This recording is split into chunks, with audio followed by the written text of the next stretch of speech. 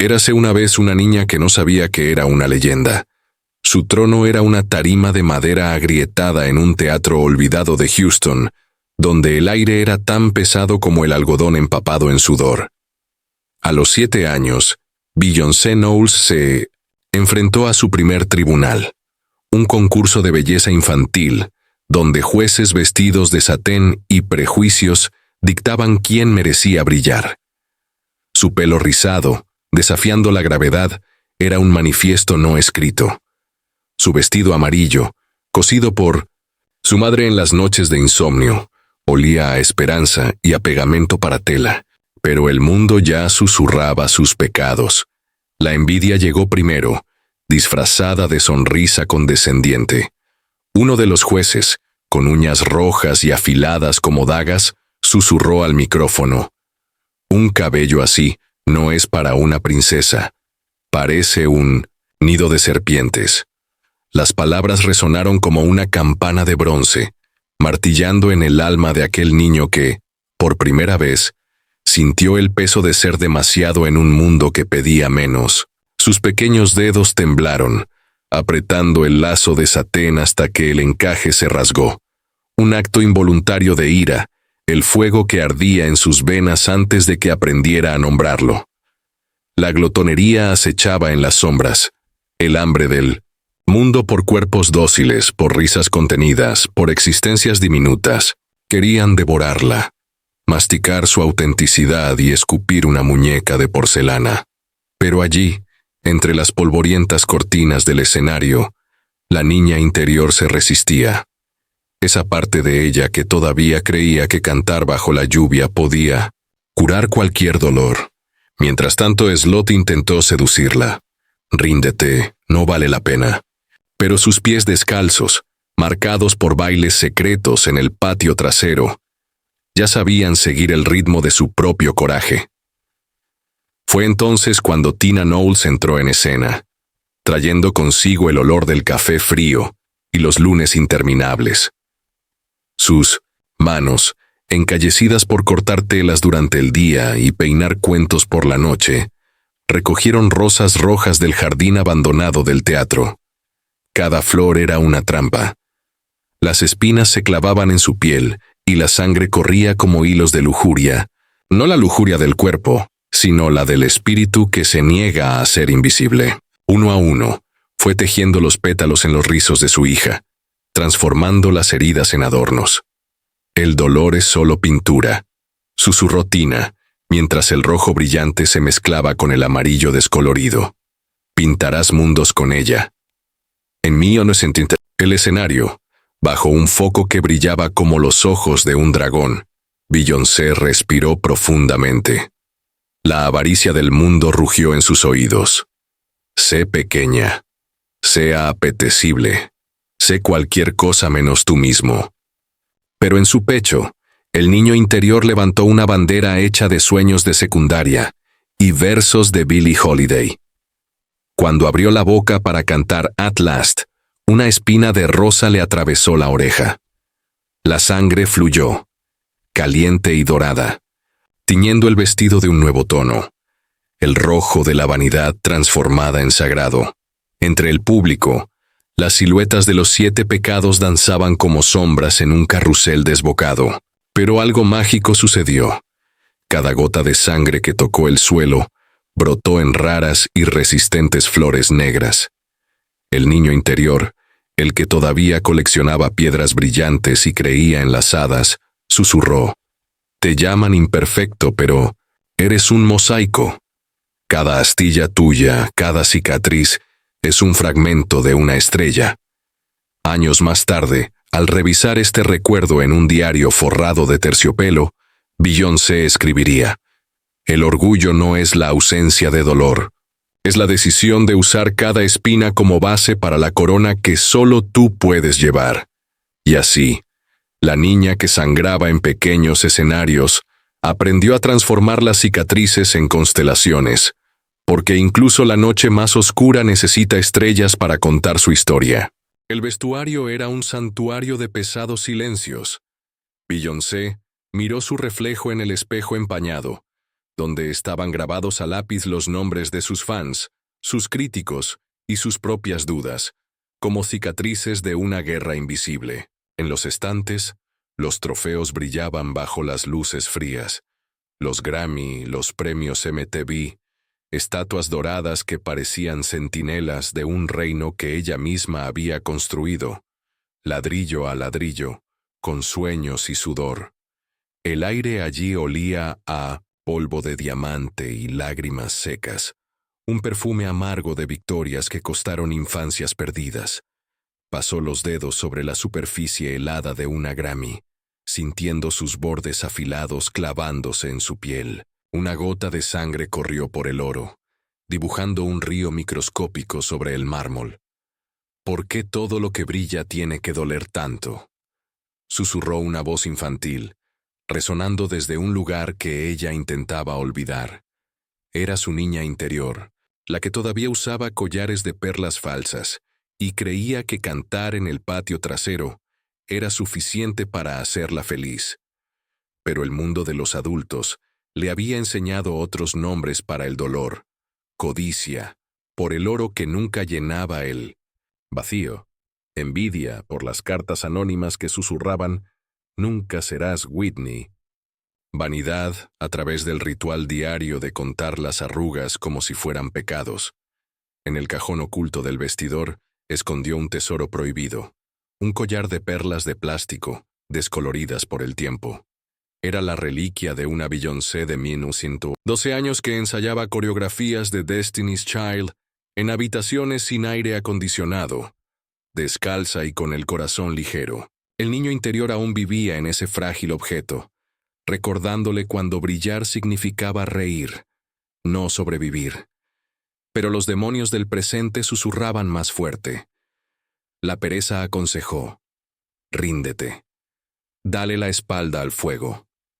La lujuria, no por el cuerpo de otro, sino por una perfección imposible, la arrastró a noches de ensayos interminables, donde sus pies sangraban al ritmo de una balada.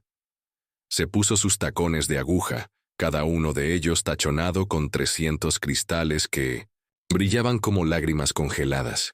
Cuando dio el primer paso, un espejo se rompió. Entre los fragmentos se reflejaban versiones de ella: la niña de Houston, con zapatillas rotas y un micrófono de juguete; la diva de los vestidos imposibles, cargando el peso de un imperio. «Prometiste que seríamos libres», acusó la voz del niño, ahora temblorosa. «¿Por qué nos volvemos esclavos de nuestra propia brillantez?». Entonces estalló la ira contra los focos que le quemaban las retinas, contra los contratos que congelaban su voz, contra el orgullo que le impedía gritar «¡Basta!». El orgullo era su único escudo, pero los escudos son pesados. Con manos temblorosas, cogió un martillo de hierro que se utiliza para ajustar el escenario. Respiró profundamente, como lo hacía antes de entrar al escenario, y asestó un fuerte golpe contra un diamante del tamaño de un puño. La piedra se rompió en 1000 partículas, y en el centro del caos resplandeciente apareció una foto arrugada. Ella y Solange, niñas, con coronas de papel y amplias sonrisas, sin dientes de leche. Fue allí, entre las ruinas de la joya más cara que poseía, donde encontró la verdadera luz, no aquel del brillo cegador, sino aquel del niño interior, que todavía sabía sonreír con los ojos cerrados, la que entendió que los diamantes son solo carbono bajo presión, y que ella había sido carbono, presión y luz mucho antes de ser una estrella. Esparció el polvo dorado en el aire y lo observó bailar como polvo cósmico. En el reflejo del espejo roto, se vio fusionarse con la niña que había sido. Manos entrelazadas, promesas renovadas. El peso del brillo solo existe si se lleva solo. Compártelo con quien fuiste y con quien aún sueñas ser. El estudio era un laberinto de reflejos rotos. Beyoncé entró lentamente, descalza, sintiendo los fragmentos de vidrio bajo sus pies como estrellas caídas. Los espejos, rotos en ángulos brutales, multiplicaron su cuerpo en miles de fragmentos. Allí, una pierna alargada, allí un rostro borroso, más adelante un ojo que lloraba lágrimas de tinta negra. El aire olía a polvo de yeso y esmalte de uñas, una mezcla acre que quemaba la garganta. Fue allí, en ese santuario de silencio penetrante, donde se enfrentaría al más peligroso de los pecados, ella misma. La primera imagen que tuvo ante sí fue la de la diva, impecable, dorada, con un vestido que pesaba más que su pasado. «Tienes que ser perfecto», susurró ese reflejo, su voz tan dulce como la miel envenenada. Era vanidad disfrazada de consejo. Pero justo al lado, otro fragmento mostraba a la madre, Beyoncé sosteniendo a Blue Ivy, con los ojos hinchados por las noches de insomnio y los biberones olvidados en el microondas.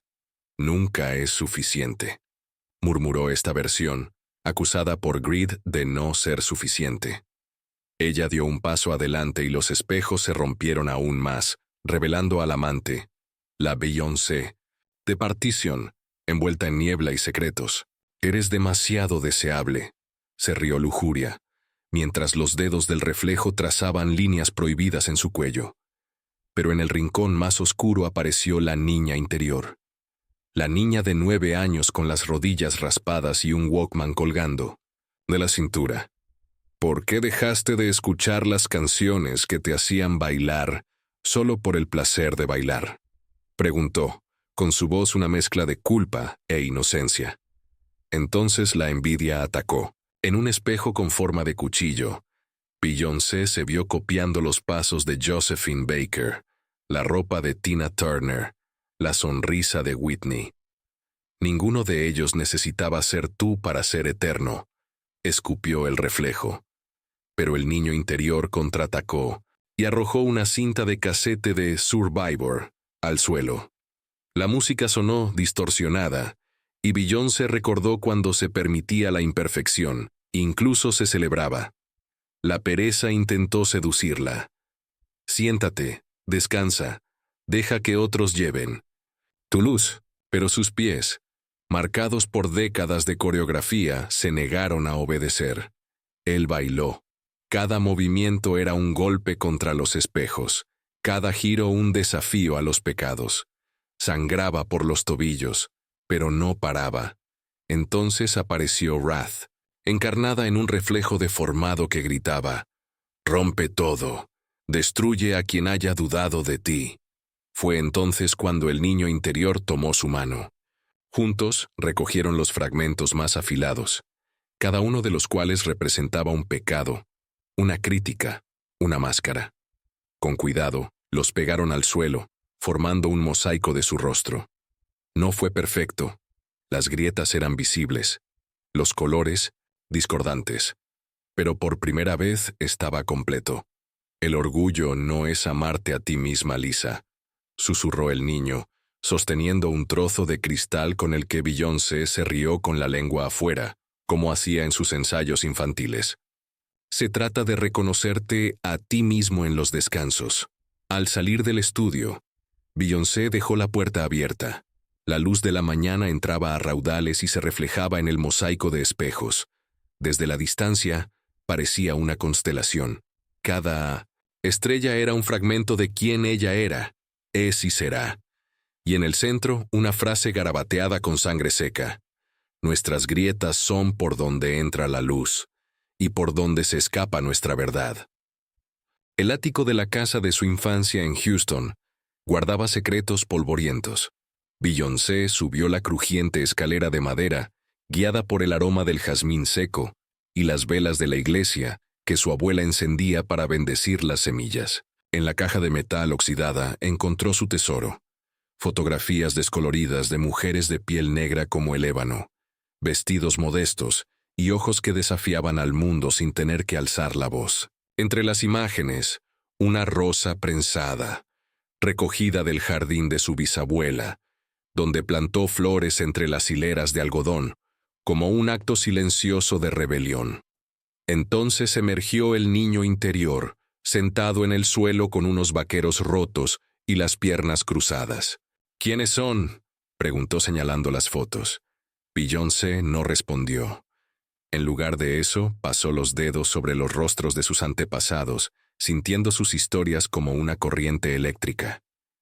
La abuela Hattie, una lavandera que cantaba, espirituales mientras escurría la ropa de otras personas. Madre Tina, cosiendo vestidos para las hijas de otras personas en máquinas que dejaban de funcionar a medianoche. Y ella misma, pequeña y torpe, en el coro de la iglesia con un vestido 3 tallas más grande. ¿Por qué guardamos tanto?, preguntó el niño, sosteniendo una foto de Tina con las manos vendadas, heridas de agujas y horas extras. La respuesta llegó en forma de codicia, no la codicia del dinero, sino la codicia de la memoria, para demostrar que existimos. En los rincones oscuros del ático, los pecados susurraban. La envidia de las familias que tenían raíces estables, no rotas, por la esclavitud. La pereza que dijo, deja el pasado enterrado. Pero la flor presionada en la página del álbum floreció de repente, y sus pétalos negros se abrieron como manos en oración. Era una herencia de flores, un simbolismo que su bisabuela entendía. Plantar belleza donde la tierra estaba envenenada. Beyoncé recordó las lecciones tranquilas. Tina cosiendo retazos de tela descartada para hacer colchas coloridas. La abuela regando los parterres a medianoche, como si estuviera cultivando sueños y no geranios. La vanidad intentó ridiculizar. ¿Qué pueden hacer las frágiles flores contra el mundo? Pero el niño interior, ahora con una rosa de papel en la mano, respondió: las flores frágiles atraviesan el hormigón. En el escenario del Formation World Tour, Beyoncé lució un vestido que pesaba siglos. El estampado no era floral, sino de raíces. Raíces de baobabs africanos, de mangos brasileños, de robles bajo los cuales los negros fugitivos planearon su libertad. Cada uno de sus movimientos sacudía la tela y de las raíces brotaban flores, proyectadas en hologramas, hibiscos, margaritas y las rosas negras de su ático. La ira ancestral latía en el sonido de los tambores. El ansia de justicia se ha convertido en el estribillo. Bien, señoras, ahora pongámonos en formación. Y el orgullo, después de todo, no era solo suyo, era colectivo. Mientras cantaba, vio a una niña entre el público que sostenía una foto de su propia abuela. La niña interior de Beyoncé sonrió. Están aquí, siempre han estado. Al final del espectáculo, arrojó semillas al público. Semillas de flores raras, recogidas del jardín que cuidaba su abuela Hattie. Plántenlas donde el mundo dice que nada crece, dijo, mientras las mujeres las recogían como si fueran reliquias familiares. En la pantalla, una frase repetía el diario de su bisabuela, hallado en esa misma caja de metal. No solo heredamos el dolor, heredamos las semillas que vencieron la aridez. Esa noche, de vuelta en el ático, Beyoncé colocó una nueva foto en la caja. Ella misma, cogida de la mano de Blue Ivy, rodeada de flores que crecían en las grietas del asfalto. El niño interior cerró la tapa con cuidado y susurró: ahora somos la raíz y la flor, y un día ellos serán las semillas. El estudio de baile estaba en silencio, iluminado únicamente por un foco solitario que proyectaba un círculo pálido sobre el desgastado suelo de madera. Beyoncé entró descalza, con los pies marcados por cicatrices de coreografías pasadas. En el centro de la luz, una corona de espinas descansaba sobre un viejo piano de cola, afilada, negra, entrelazada con hilos de seda roja. Ella reconoció el símbolo, una trampa y una invitación. Sus ojos se encontraron con el reflejo del espejo roto detrás del piano. Allí, una muchacha con trenzas apretadas y un tutú rosa descolorido la observaba. Era su niña interior, la Q, versión de ella misma de 8 años que todavía creía que bailar lo curaba todo. Te harán daño, advirtió la muchacha señalando la corona. Beyoncé sonrió, levantando el objeto con manos firmes. Ya me han hecho daño antes. Esta vez bailaré con las espinas. Se escuchó la primera nota, un violín desafinado, gimiendo, como un lamento antiguo. Beyoncé se colocó la corona en la cabeza. Las espinas le perforaron suavemente la frente y la sangre corrió en finos chorros, tiñendo el rojo de la seda de un tono más oscuro. Fue entonces cuando aparecieron las sombras, emergiendo de los rincones del estudio como personificaciones de los 7 pecados. Orgullo, avaricia, ira, envidia, lujuria, gula, pereza, cada uno tomando formas grotescas, distorsionadas por el reflejo del espejo roto. El orgullo llegó primero, una figura imponente, coronada con diamantes falsos que brillaban en la penumbra. Arrastraba cadenas hechas de trofeos, premios Grammy, estatuillas, portadas de revistas. «No eres nada sin estas cadenas», rugió, sacudiendo los premios como si fueran grilletes. Beyoncé se rió al recordar las palabras de su madre Tina cuando ganó su primer trofeo escolar. «Los trofeos son pesados, Bey. Llévalos en tu espalda, no en tu corazón». El niño interior corrió hacia el piano y tocó una nota alta, rompiendo el hechizo del orgullo. Las cadenas se convirtieron en polvo, y Beyoncé bailó sobre los escombros, convirtiendo cada paso en un verso de Formation.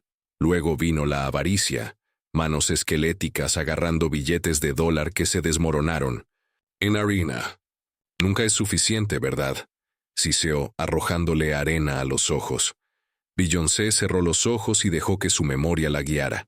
A los 12 años, en un autobús abarrotado con Destiny's Child, compartiendo un sándwich de mantequilla de maní con Kelly y Michelle. El niño interior colocó en sus manos un collar de perlas falsas, el mismo que llevaba en aquel entonces. «La verdadera riqueza es la que se comparte», susurró la niña. Beyoncé le arrojó el collar a Grid, quien se desintegró en una nube de polvo dorado. La ira golpeó como un huracán, azotando el aire con una cuerda de espinas. Un golpe alcanzó el brazo de Beyoncé, dejándole un corte profundo. La sangre goteaba, pero ella convirtió el dolor en movimiento, girando como un torbellino mientras cantaba «Don't Hurt Yourself» en un susurro ronco. De cada gota que caía al suelo brotaban crisantemos rojos que quemaban las sombras restantes. El niño interior recogió las espinas caídas y comenzó a tejer una nueva corona, entrelazándolas con flores de papel. «¿Recuerdas cuando rompiste el espejo del camerino?», se rió, refiriéndose a un recuerdo de 2003, cuando Beyoncé, frustrada con un ensayo, destruyó su propio reflejo. «Siempre supiste cómo convertir la ira en arte». Entonces Envy se acercó, copiando cada movimiento de Beyoncé con precisión, robótica. «¿Quieres ser ella o tú?», bromeó la sombra replicando Single Ladies con una perfección vacía. Beyoncé se detuvo. Miró los ojos sin vida de la figura y la abrazó. «Yo también te envidiaba», confesó. Envidiaba la ligereza de Aaliyah, la voz de Whitney, incluso la libertad de Rihanna. La sombra vaciló y se desintegró en polvo de estrellas. El niño que estaba dentro sopló el polvo hacia el espejo, donde formó la palabra unicornio, un apodo que Beyoncé tenía cuando era niña, cuando la gente decía que era demasiado mágica para ser real. La lujuria la envolvió en velos translúcidos que olían a jazmín y ceniza. «Eres de ellos, no tuyo», susurró la sombra, mientras los velos la arrastraban hacia una coreografía hipnótica de Partition. Beyoncé cerró los ojos y se vio a sí misma a los 15 años, bailando escondida en el ático al son de Prince. Con movimientos bruscos rasgó los velos y gritó: «La lujuria no se trata de placer, se trata de poder». Detrás de las telas rasgadas se revelaba el adolescente que desafió al mundo con un Walkman y sueños. El niño interior le entregó el dispositivo. «Juega tu verdad», dijo. La canción que surgió fue Purple Rain, pero con letra en Yoruba, un homenaje a las raíces que nunca dejaron de latir. La gula se tragó los focos, sumiendo el estudio en la oscuridad. Beyoncé escuchó el sonido de un rechinar de dientes, de un apetito insaciable. El niño que estaba dentro iluminó con una linterna tenue las fotos que había en el suelo. Beyoncé a los 6 años comiendo pe. El vestidor olía a desinfectante y aceite de coco, un aroma que Beyoncé había asociado durante años con la preparación y la purificación. Frente a ella, sobre un fresco mostrador de mármol, había un plato de pollo a la parrilla, espinacas, sin sal y quinoa perfectamente medida, todo calculado, controlado, seguro. En el espejo había post-its que proclamaban frases como «La perfección no es un accidente» y «El hambre es la debilidad que abandona el cuerpo». Ella levantó el tenedor, pero su mano temblaba. En el reflejo, entre los papeles amarillos, apareció una muchacha con un vestido de flores, con manchas de chocolate en el rostro, sosteniendo un trozo de tarta de terciopelo rojo. Era su niña interior de 7 años, con migas entre los dientes y una risa que resonaba como un tambor lejano. «¿Por qué no comes?», preguntó la muchacha. Beyoncé no respondió. Lo único que sentía era un vacío en el estómago, un agujero que ni la quinoa ni los aplausos podían llenar. En la cocina de su abuela, el aire estaba cargado de azúcar morena y canela. Beyoncé, de 9 años, se subió a un taburete de madera para alcanzar el recipiente, donde su abuela Hattie estaba mezclando la masa del pastel de terciopelo rojo. «Cuidado, con la levadura, Bey», dijo Hattie, que llevaba un delantal floreado y sostenía una cuchara de madera. «Si pones demasiada, el pastel se levantará y se derrumbará. Si pones muy poca, quedará duro como una piedra. Tiene que quedar en su punto justo». La niña interior, la Beyoncé que todavía robaba cucharadas de glaseado, se escondió debajo de la mesa, lamiéndose los dedos pegajosos. El viejo horno silbaba, desprendiendo un aroma a vainilla y a infancia. Cuando el pastel estuvo listo, Hattie cortó una rebanada generosa y la colocó frente a su nieta. «La comida no es un pecado, ¿sabes? Es una celebración». Beyoncé mordió el pastel y el rojo intenso tiñó sus labios como si fuera lápiz labial. El sabor era dulce, terroso y vivo. Años después, Beyoncé entendería que aquel pastel era más que una receta, era un código. La abuela, nieta de esclavos, había aprendido a transformar las sobras en banquetes. Harina mohosa convertida en pan de melaza. Cáscaras de frutas, gelatina. «Nuestra magia es hacer que la nada se convierta en todo», dijo Hattie, mientras Beyoncé se untaba la cara con ella. En marzo de 2020, el mundo se detuvo. Para Beyoncé, cuya vida fue un torbellino de giras, ensayos y focos de atención, el silencio que siguió fue como un terremoto interior. En su mansión de Los Ángeles, los pasillos, antaño llenos de las risas del personal y del zumbido de las maletas, solo reflejaban el tic-tac de relojes olvidados. Por primera vez en décadas, se encontró frente a un espejo sin maquillaje, sin trajes brillantes, sin la personalidad que el mundo exigía. El reflejo era solo una mujer, no una diva, no una leyenda, sino alguien que necesitaba volver a aprender a respirar. En esos días interminables, mientras la lluvia golpeaba suavemente las ventanas, Beyoncé recordó Houston.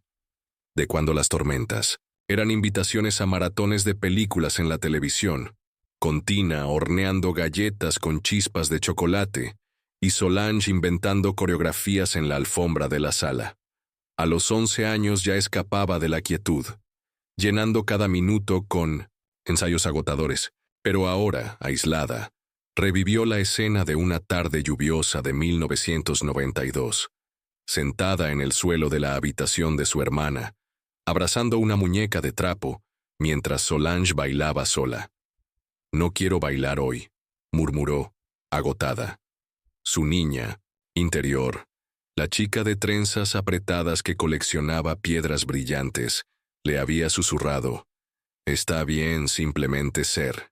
La pandemia nos trajo de vuelta esta lección. En medio del caos mundial, Rumi y Sir, sus hijos, invadieron su exigente rutina con sombrillas de colores y risas fuertes. «Saltemos bajo la lluvia», exigieron, arrastrándola hacia el jardín. Descalza, sentía la hierba húmeda bajo sus pies, el agua corriendo por su rostro como un bautismo involuntario. Rumi giró hasta caer, empapada de felicidad. El señor intentó tragar gotas riendo. Beyoncé, inmóvil, se dejó abrumar por una verdad. Allí no había público. Nadie a quien aplaudir, criticar o exigir. Simplemente existiendo, imperfecto, desprotegido, humano. En el estudio casero, el piano de cola que había sido su herramienta de trabajo durante años, se convirtió en su confidente. En las tardes silenciosas, dejaba que sus dedos vagaran sobre las teclas, creando melodías sin nombre y sin presión. Las notas desconectadas se convirtieron en Ora Dochada Boneca, una canción que nunca sería un single, pero que llevaba la ligereza de los días sin reloj. Una mañana, Blue Ivy entró al estudio, miró a su madre y le preguntó, «¿Puedo jugar contigo?» Juntos compusieron Brown Skin Girl. El Grammy que vendría después no fue nada comparado con el brillo en los ojos de Blue cuando escuchó su propia voz en la grabación. Un trofeo invisible, hecho de orgullo maternal y complicidad. Beyoncé revisó recuerdos que la pandemia trajo a la superficie. El desmayo durante la gira Formation, la advertencia del médico. Tu cuerpo no es una máquina, y su decisión de ignorarlo y regresar al escenario 48 horas después. Ahora, de pie frente al espejo del baño, miraba fijamente la cicatriz en su rodilla, una marca de una caída que simbolizaba años de agotamiento personal. Su niño interior apareció en la reflexión, colocando una curita de unicornio sobre la herida. No tienes que demostrar que eres fuerte todo el tiempo. Cuando el mundo retomó su ritmo, Beyoncé sorprendió. En su primer espectáculo post-pandemia, se sentó en el escenario vacío, envuelta en una bata de seda blanca. El viejo piano de la casa de Tina era su único acompañamiento. Esta canción es para aquellos que han aprendido a escuchar el silencio, dijo antes de tocar Ora Dochada Boneca. El público, acostumbrado a coreografías impecables, lloró al escuchar versos sobre madres cansadas, sueños pospuestos y la belleza de los días sin agendas. Entre bastidores, Rumi y Sir durmieron bajo una manta que Tina había tejido durante el aislamiento, un legado de una época en la que la lentitud se convirtió en un legado. Hoy en día, Beyoncé celebra un Jueves Santo cada semana. No hay ensayos, ni reuniones ni metas. A veces dibuja dragones con Rumi. Otros escuchan al señor contar historias donde los dinosaurios bailan ballet. Cuando la sombra de Sloth susurra, «Deberías estar trabajando», ella responde con panqueques en forma de corazón y risas en el porche. En el ático de su casa, el piano de juguete de Solange descansa junto a figuras doradas. Beyoncé toca sus teclas oxidadas y las notas desafinadas suenan como una revolución. Porque descansar, ha aprendido, también es resistir. Y así, entre silencios que enseñan y risas que curan, Beyoncé reescribe su mito. No como la mujer que nunca se detiene, sino como alguien que descubrió que hacer una pausa es, a veces, el arte más valiente.